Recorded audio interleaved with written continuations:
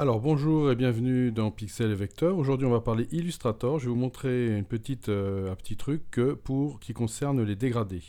Si vous êtes comme moi, vous utilisez beaucoup les dégradés. C'est vrai qu'on peut toujours aller dans le panneau dégradé pour travailler sur les dégradés, pas de problème. Mais en fait il y a beaucoup plus simple. Lorsque vous avez votre élément de sélectionner, il suffit d'appuyer sur la touche G. Et instantanément, vous avez l'outil dégradé. Vous cliquez avec le dégradé et vous voyez apparaître votre dégradé.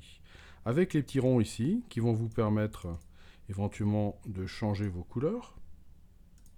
Vous voyez, je peux faire absolument ce que je veux. Vous pouvez enlever éventuellement, hop, une couleur si ça ne vous convient pas.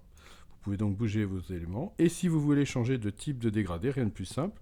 Dans le panneau des propriétés, vous avez vos trois types de dégradés. Et en haut aussi, vous avez vos trois types de dégradés, ce qui vous permettra de pouvoir prendre maintenant le radial, de bouger mon radial par là, ou de prendre le petit carré et d'agrandir mon dégradé, de le réduire. Vous voyez qu'il n'y a pas de problème, ça marche très bien.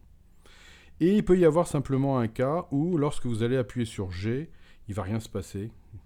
Eh bien, c'est normal, ça va être le cas où dans le menu affichage, vous allez avoir masqué l'annotateur de dégradé qui a été coché. Alors dans ce cas-là, vous pouvez faire tout ce que vous voulez, vous ne verrez jamais apparaître cette barre qui vous permet de régler votre dégradé.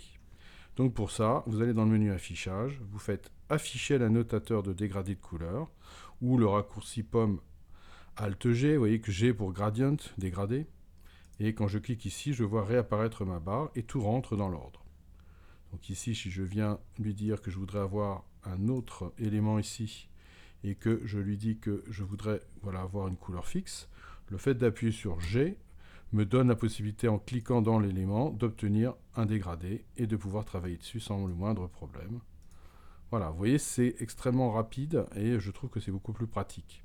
Ça vous permettra de travailler en plein avec la barre, l'annotateur de dégradé comme ils disent.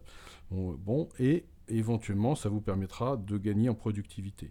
Dernière petite chose, si vous voulez rajouter une couleur, vous venez cliquer juste en dessous, vous avez un petit plus qui apparaît, hop, vous cliquez, et vous avez des couleurs que vous pouvez ajouter en double-cliquant dessus.